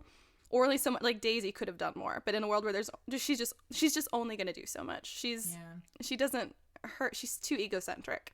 So yeah, the best thing she could be is a fool. I think she is kind of a fool. When she says that, she clearly thinks, I'm cynical about the world. I'm not a fool. I understand things. And at the end, I'm like, you've proven that you are still a fool, but your life is still hard because you were foolish enough. Yeah, Daisy is so... I still am conflicted because I do think that she has like these smart moments too. Like, I don't think she has a lot of no, she's not stupid. She has so much potential. Yeah, I agree. She had the potential to not be a fool. The fact that she said this quote, yeah. I hope she'll be a fool. That's the best thing in the world a girl can be. She understands. She understands. Totally. She totally knows. And that means that she knows that she has been a fool before and that life was easier then. And now that she's aware of things like Tom cheating, that life is harder. So she definitely understands that. But then at the end, she falls back into that world because it's easier. Like, in the material ways, it's easier. Yeah. But I don't think she'll be happy because, like you said, she's not stupid. She can pretend to be a fool, to fall back into that easier world, but she's not stupid enough to enjoy it. Yeah, I think you totally just nailed that. Thank you. Was that your quote? No, I don't think so. It's one of my favorite quotes. This is so hard. This book is so beautifully written. Many. It's like, how do you even pick? Oh, here's so this was, I had two, because I mean I had a ton, but I picked two for my favorite quote. This is one on my copy. It's the Decameron editions, like I said, on page 83. Nick is talking about Daisy, and he says, I think that voice held him most, with its fluctuating feverish warmth, because it couldn't be overdreamed. That voice was a deathless song. And that's just because the whole book, like, it starts out with Daisy's introduction is like, you just can't like not listen to her, because like she talks and you just want to hear her. Like, there's just this like melody in her voice, and she murmurs or whispers or talks, and like her, like, you have to like lean forward. You just want to hear what she's saying. And then later at the very end, when he's kind of becoming more cynical and has kind of coming to the realization that Daisy is very much a part of this world that she claimed that she was critical of, he says that he finally understood what made her voice sound like it did. He says it was the sound of money. It was the jingle of it, the up and the down. That's what it was. And I was like, oh, you're so cynical now. Yes. Yeah. I'm so glad you brought that up. I am so, yeah, I got you. They mention like Daisy's voice a lot. All the time. And I was literally like, God, wouldn't it be great for our podcast if one of us had a voice like that? You know what? Carey Mulligan in the movie, she totally nailed the role. She totally did. By the way, I think the movie's perfectly cast. Oh, 100%. I fully approve of the cast. I think it's so funny that she's Kitty from Pride and Prejudice. What? Yes! You're right! Oh, on my shoulder. I just spasmed. You're right! Yep. Oh, good gracious. Isn't that crazy? That's insane. Well, here's my other, this is also about Daisy. I clearly, from all the quotes about her were just very interesting. Yes. Nick had a lot to say about her. Mm-hmm. So when she said something like at the beginning where she's like, are you in love with me, Nick? Like, as a joke, I was like, I think he is a little bit, like, not like with like romantic love, but so fascinated with her. Yeah, which, I mean, that's her whole thing, is she's a fascinating person. That's her whole bit. So on page 124 of my edition, it's talking about when Gatsby and Daisy had first met, so 5 years before the story starts. He's talking about when they're sitting on the wicker settee probably, outside of her house in Kentucky, and this is when he first kissed her. And it says, here's the quote. She had caught a cold, and it made her voice huskier and more charming than ever, and Gatsby was overwhelmingly aware of the youth and mystery that wealth imprisons and preserves, of the freshness of many clothes, and of Daisy, gleaming like silver, safe and proud above the hot struggles of the poor. Dang. what would it be like to write like that, you know? Right? God, I don't know. But Scott, please, I need you to tutor me. I need some of your energy of Scott. Yeah, I was just like, yep, that's Daisy. Also, like, as like idealized this moment is in Gatsby's mind, when Nick retells it to us, he doesn't leave out the gleaming like silver, safe and proud, above the hot struggles of the poor. Like, Nick is real about it. Like, what Gatsby didn't notice then was that last part of the quote. Yeah. He just saw his silver, safe and proud Daisy. But above that, she's always been unaware of other people's circumstances. She's always been unaware of, I feel like it implies she's always been unaware of the consequences of her actions. Yes. Yeah. Yeah. Those were my two favorite quotes. Okay. Those were great. One of mine is on page 110 of my edition, and it's right after they have the whole, like, you can't repeat the past. And he's like, well, of course you can. That's my favorite scene in the book. Okay, great. And this one is, it's talking about, like, when they first kiss. Mm-hmm. Is this the part you were talking about? Yes. No. Is it? It might be part of that. No. When Gatsby's talking about repeating the past, and then it flashbacks to 5 years before. Yeah, it's 5 years before. And it says, he knew that when he kissed this girl and forever wed his unutterable visions to her perishable breath, his mind would never romp again like the mind of God. So he waited, listening for a moment longer to the tuning fork that had been struck upon a star. Then he kissed her. At his lips' touch, she blossomed for him like a flower, and the incarnation was complete. What kind of writing is that? Like, how... It's unbelievable. And it harkens back to how Gatsby felt like he was like God. He was like the child of God, Yeah. more than the child of his parents. The man also had a wild ego, but a lovable one. Yes. That's the difference. Even with... Yeah, that's the thing about Gatsby. He felt like he deserved anything, but he had to earn it for himself, whereas Tom felt like he deserved everything and it should just be given to him. Ooh, dang. I got you. You want me to be critical of men? It comes to me naturally. And then my other favorite... Well, okay, this is all besides, like, the last line, which makes me cry every single time. Mm-hmm. So I'm not... Just honorable mention, last line of this book Last is line incredible. of the book makes you cry. But this is my other favorite, and it's on page 161 of my copy. And it's the part we were talking about where you were saying, like, how Nick thinks that Gatsby kind of also knew Daisy wasn't gonna come. Mm-hmm. Yeah. I just love the way this is written. I have an idea that Gatsby himself didn't believe it would come, and perhaps he no longer cared. If that was true, he must have felt that he had lost the old warm world, paid a high price for living too long with a single dream. He must have looked up at an unfamiliar sky through frightening leaves and shivered as he found what a grotesque thing a rose is, and how raw the sunlight was upon the scarcely created grass. A new world, material without being real, where poor ghosts, breathing dreams like air, drifted fortuitously about, like that ashen, fantastic figure gliding toward him through the amorphous trees. What? See, that's the line that would make me cry. That is the peak of his awareness of his disillusionment. It's so How sad. heartbreaking. And that just actually made me think, that line about a fool's the best thing a girl can be, that was particularly true in that time where girls could, like, have few opportunities. But that's just true across the board for girls and guys. I mean, in a way, like if you're less aware of things. Yeah. Being disillusioned is very fun. Yeah, but it's fun not to face reality. Exactly. But then when you come down for it, when you, like, that peak of disillusionment that Gatsby's experiencing in that moment, it makes none of it worth it. It's so horrible that it ruins all of the good that you had while you were being a fool, while you were disillusioned.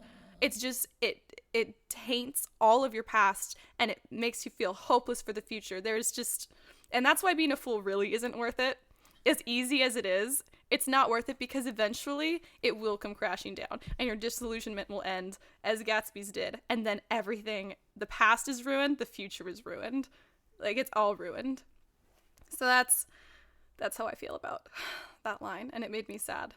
And I didn't cry at that. I did cry earlier about a dumb thing, when the room was filled with flowers, right, from Gatsby's greenhouse, and my husband was away and he hadn't come back to surprise me, so I don't know who's going to be there, and I had had a glass and a half of wine, so I was like, and I'm a little hormonal at the moment, so I was laying on the bed eating like a health brownie instead of a normal brownie, which is just depressing as hell.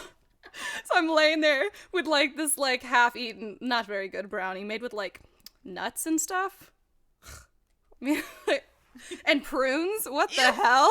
Anyways, I was like, there, and I was like, oh. And that was the scene that almost made me cry for no reason at all, other than my probably more had to do with like my external situation in the actual book. But that's what really got me. I was like, I want a room full of flowers. Who doesn't, honestly? Dude. I love that part of the movie, too. It's so well done in the movie. It's amazing.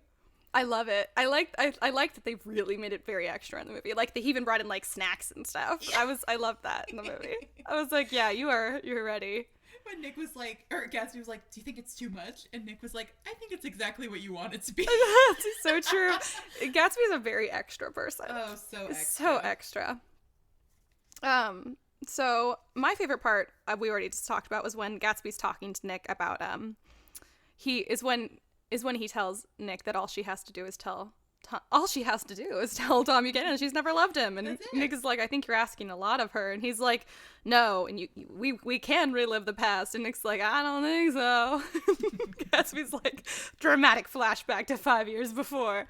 That's my favorite part of the book. It's a great part. Yeah, and my least favorite part is it's insanely well written, like the most gripping part of the book, but also my least favorite because Tom Buchanan is a hypocrite. I have no patience for hypocrites at all. I probably am a hypocrite sometimes, but it's so much easier to be angry at other people about it. And I'm unhappy with everybody in this scene. Gatsby is asking way too much of Daisy. Daisy is a mess and not handling herself well. And Tom's just being a true dick, like in every way. And then after she leaves with Gatsby, who he sent her away with, I'm like, wow, you could not be more arrogant. Then he had the nerve to talk and laugh with Jordan and Nick like nothing had happened. And I was like, you arrogant prick.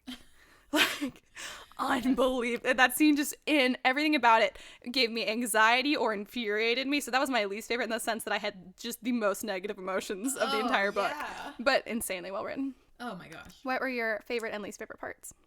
Favorite part, I think my favorite part is when they're all, Daisy and Nick and Gatsby are all hanging out at Gatsby's house. Mm-hmm. And the shirts and everything. The shirts. And they're all, I just think there's so many good parts in that whole sequence. Yeah. And it's also like when I feel like I'm allowed to be hopeful. I'm like, yeah, maybe it will work out, even though you kind of know it'll never work out. And then least favorite, as much as, just because the negative emotions I feel when I read it, probably that part where they all ditch Gatsby and he wants to go have dinner with them and they leave him. That was it felt like needlessly heartbreaking. It's so I was sad. like, thanks for Scott. That didn't have to happen. You didn't have to hurt me like that. Oh, and so this is a little off topic because it's going back, but I'm just saying, so on page 49, oh, and actually, that's a different quote. That's a different quote, but I do want to say it because I love it. On page 49, Jordan's talking about parties, and I was just like, yeah, that's absolutely true. Except that I don't like. I know what you mean. Yeah. She goes, and I like large parties. They're so intimate. At small parties, there isn't any privacy. And I was like, that's very true. Small parties are anxiety-inducing in their own way. Large parties I don't like because they're very overwhelming, but small parties are like, everybody can hear you. Yes. And you have to like engage with people and like on a personal level. And I was like, yeah, I'm not about that either. I'm just not a party person. That's a great line. It's Isn't so funny. It? And then I just wanted to point out because so on Nick and Jordan, one of their first dates or whatever, Jordan's driving and she's driving kind of recklessly. Nick tells her to slow down and stuff. And then Jordan says it takes two to make an accident. And I was like, oh, foreshadow. Because I'd already watched the movie, so I was like, I know what's going to happen. They're already talking about car accidents. Oh, I'm so stressed out. Yep. Yeah.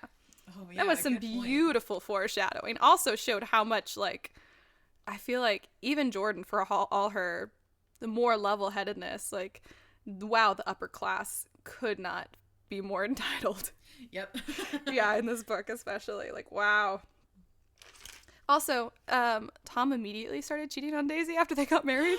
Like, yes, immediately. Like the week of. Yes, I was like, oh my God, what? That's why it's so sad, because you know he's going to do it again. Like, it's not and like... he has been, just been doing it. Yeah. Oh, and he has the nerve to say, I've gone off on some sprees, but I always come back to you. In my heart, I've loved you the whole time. And I'm like, that's Daisy's reaction is, I forget, she says he's ridiculous or something. Yeah. And I'm like, yeah, Daisy, you tell him finally. Because I was like, are you saying that you could have cheated on me worse? Is that what you're... I cheated on you, but I could have also, like, made it... I could have been worse about it. I was like, do you want props? You get nothing, Tom. You get nothing, Tom. You suck, Tom. And Daisy also sucks at the end, so... I feel it's one of those things where it's kind of like a Lydia situation where I kind of feel bad for her, but I'm still disappointed. Like, yeah. Yeah. And Daisy's like 30-ish years old and has a little girl. So I'm like, Lydia's still a kid. She has a bit of an excuse. Yeah. Daisy, you have nothing. Especially because you said the line at the beginning about the fool thing. So you know, you get it, you're aware, and now you're going to choose to go back to that and pretend that you're unaware to yourself. Yeah. It's also the, like, no, I'm totally not, like, really agreeing with her decision. But you can understand it. I can kind of understand it, because especially after Tom is like kind of poking holes in like the like idealism of Gatsby, like he's like, oh yeah, well he makes all his money. Oh, he's a criminal. Yeah, and then like it's also a smooth criminal. Yeah, it is kind of a big thing to like leave your whole life. Absolutely, it is. Go be with this guy who you've reconnected with after 5 years. Yeah. But it's also like, well, maybe you shouldn't run people over, and maybe you should have stopped. Maybe you should have, at the bare freaking minimum, sent like a letter to his funeral. Yes, the bare freaking minimum. Oh. Anyway, that's sad. See, now I'm like, well, that's the end of our episode. Hope we've depressed you, because these 20s aren't depressing enough. Maybe the first 20s were depressing too. Maybe that's the thing. Maybe we've been disillusioned about the 20s. We look back and we're like, flappers and alcohol, what fun parties. And really, they were a deeply depressed and like very, very damaged generation. Yeah, we're always talking about like, oh yeah, like Gatsby, like, oh, it's so fun. I think what we miss are the hats and the skirts and the parties. The bobs and the dancing and the music. But we have all of that stuff of our own now. It's just a different style. If you want to bob your hair, go bob your hair. Yeah, nothing's stopping you. Nothing's stopping us from dressing like this. Yeah, we can do that. Hopefully we can try and avoid some of the same disillusionment. We've all been disillusioned about the 20s. The end of the episode. That's the summary. These 20s are actually a lot like the last 20s. Oh, yeah. Yeah. You know, there's another Great Gatsby movie where I believe Robert Redford plays Gatsby and Paul Rudd plays Nick. Oh, you mean Paul Studd? Yeah. Let me double check that so I don't have to make it a red pen point. Red pen point. Time. But I have not seen it, but I want to. Wouldn't that be fun? That'd be really fun. While she's looking that up, so if anybody wants to get in contact with us or check out our extra content, we put out posts and stuff that have to do with the episodes and just funny book stuff all week long on the TikTok, on Instagram, on Facebook. And our name is That Pretentious Book Club everywhere. Our website's thatpretentioussbookclub.com. Our episodes are also pretty much everywhere. You can also listen to them from our website if you want to. And if you want to get in contact with us, our email is contact@thatpretentiousbookclub.com. If you have any book ideas, you're angry about something, you're happy about something, you're disillusioned about something, because aren't we all? We would love for you guys to get in contact. And I forgot to say this in the last couple episodes, so big red pen point for us. And also, please, please, please rate and subscribe. Because that's how we're going to get more visibility and more listeners, and we want more listeners. We can hopefully do this forever and ever and ever, because it's fun for us. We amuse ourselves infinitely. So yeah, rate, subscribe, visit us at That Pretentious Book Club pretty much everywhere. If you want to hear something specific, let us know. Yeah, totally. We've gotten a couple of book requests. So. Yeah. Oh, check out our Patreon, like we said before. Even if you don't want to do it, Spoons put a lot of work into these tiers, and they are funny. So I say you guys should check it out. Okay, I was wrong. What I've done is combined. There are two other Gatsby movies. One in which Paul Rudd plays Nick, and another in which Robert Redford plays Gatsby. I see. And I just combine them. I see. But now that I'm thinking about it, that wouldn't even make sense, because Robert Redford would be way too old. Anyway, yes, that's And are they good movies? Are these good movies? I don't know. Have not seen them, but. Well, Paul Rudd, so. Yeah, Paul Rudd. He's been the same age for his entire life. He looks no different now. All right, well, do you have any Any last words, Spoons? I'm just happy we did Great Gatsby. I love it so much. I love it too. Everybody, don't be too depressed by this episode. Yeah. I think the fact that we can all recognize the disillusionment gives us hope. Yes. For Nick and for us in the 20s, because we relive the freaking 20s. Yeah, so just remember as you're living your 20s, don't run people over. Don't run people over. Don't have affairs. Don't wear polo shirts. Please, just don't wear polo shirts. Let's bring back the hats, the fun hats, okay, and the flapper style. Don't drink too much. God, just don't drink too much. I say that, and I just want to clarify. We put a splash of whiskey in our tea. We're not constantly drinking alcohol all the time. I do not promote alcoholism. If this book teaches you one thing, let it be, God, don't drink too much. Kind of a anti-alcohol PSA, really. Yeah. Bring back prohibition. Hell no. Yeah, that worked really well. Yeah, for real. But don't drink too much. Yeah. For your health, and also for your future you when you sober up and you're like, what did I do last night? Because isn't that always fun? Yeah, thanks for joining us on this episode. Rate, subscribe, comment if you want. Visit us at That Pretentious Book Club everywhere. Tell all your friends and your enemies. Yeah. Do I have the voice of money? I felt like I kind of just achieved the money voice thing just now. We'll work on it.